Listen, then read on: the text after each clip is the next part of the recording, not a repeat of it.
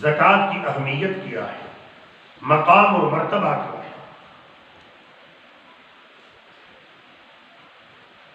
رسول کریم صلی اللہ علیہ وآلہ وسلم کی دی ہوئی تعلیم میں نماز کے ساتھ ساتھ جو فریضہ سب سے اہم معلوم ہوتا ہے وہ زکوٰۃ۔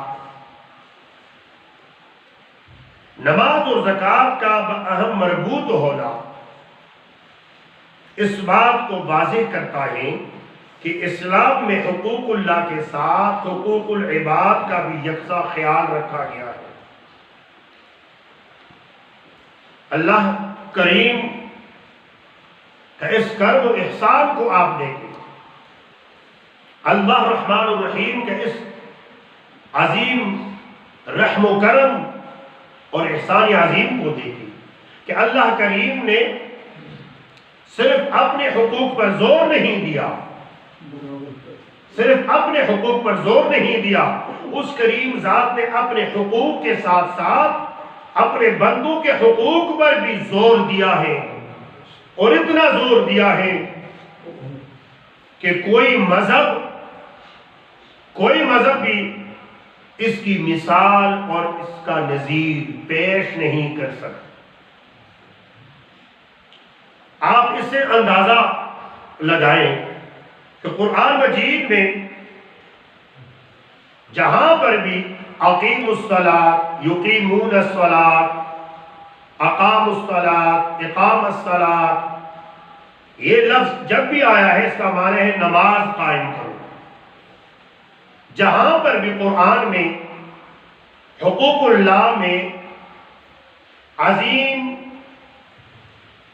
مظہر عبادت نماز کا ذکر آیا ہے، اللہ کے حقوق کی ادائیگی کا، وہیں پر رب ذوالجلال نے ساتھ آتوا الزکاۃ یؤتون الزکاۃ ایتاء الزکاۃ کا ارشاد اور حکم بھی فرمایا ہے۔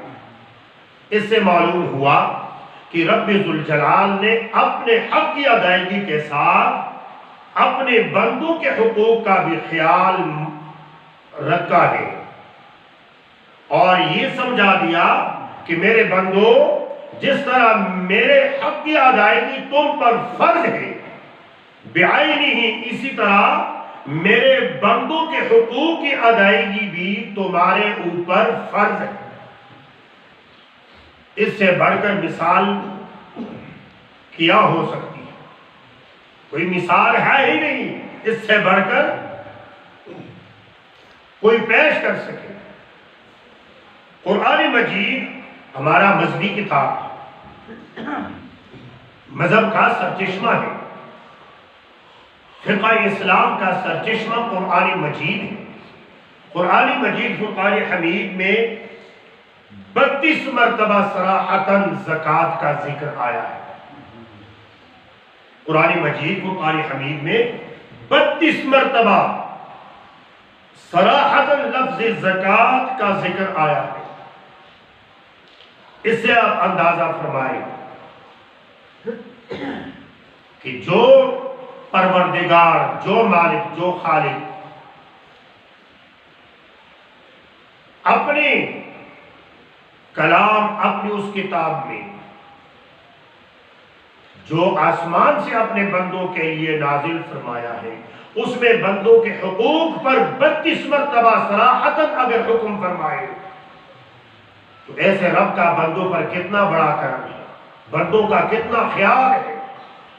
اور اب بندوں کو بھی سوچنا چاہیے کہ جس رب نے اپنے اس صحیفہ رشد و ہدایت میں ہمارے حقوق کا اتنا خیال رکھا ہے کہ ہمارے لیے قرآن میں صراحتاً 32 بار اس حق کا اعلان فرمایا، ہم اس رب کو کتنا یاد کرتے ہیں، ہم اس رب کے حقوق کتنے دلچسپی سے، کتنے توجہ سے ادا کرتے ہیں۔ اس رب نے ہماری طرف کتنی توجہ فرمائی ہے، ہمارا کتنا خیال رکھا ہے، اور ہم اس رب کے حقوق کی ادائیگی کا کتنا خیال رکھتے ہیں۔ یہ موازنہ کر لیں، آپ کو اندازہ ہو جائے گا کہ ہم کیا کرتے ہیں، ہم رب کے حقوق کی ادائیگی میں کتنی دلچسپی لیتے ہیں، اور رب ذوالجلال نے ہمارے حقوق کی ادائیگی میں کتنا زور دیا ہے،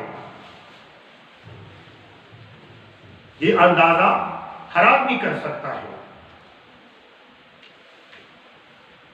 زکوٰۃ دینے والوں کی تعریف اور توصیف، زکوٰۃ دینے والوں کی تعریف رب ذوالجلال نے بیان فرمائی، مدح فرمایا ہے، اور نہ دینے والوں کی مذمت اور نہ دینے والوں کو عذاب کی وعید رب ذوالجلال نے سنائی ہے۔